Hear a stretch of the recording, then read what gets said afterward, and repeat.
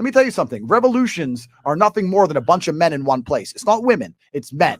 If you put enough men on a city square pissed off, a revolution happens. That's what the people in charge of the world are afraid of. So to make sure there's no revolution, what they do is they construct as many divisions amongst the peasants as possible. They make sure the blacks hate the whites, the men hate the women, the Republicans hate the Democrats, and we're all so busy fighting with each other they can laugh from the top because there's not very many of them and there's a bunch of us. I'm telling you, the reason in countries like America, the reason the law is so destructive against men is very, very purposeful.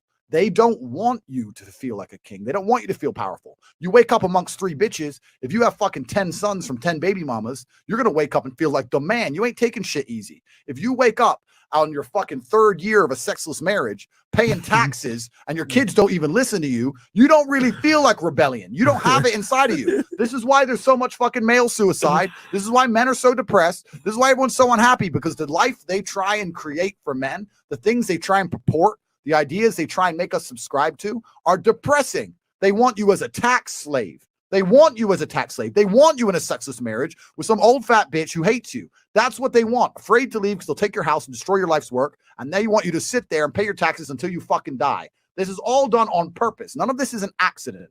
It's all very purposeful. And in countries which are not like this, in countries where men still have that masculine essence, in countries where they're still in control of their own household, when the government tries to become tyrannical, it's far more difficult to do because the men get together and say, you know what, women, clean the house. I'll be back in 2 hours. I'm going to tell these guys to get fucked. And that's the reality of it. This is a control mechanism along with everything else.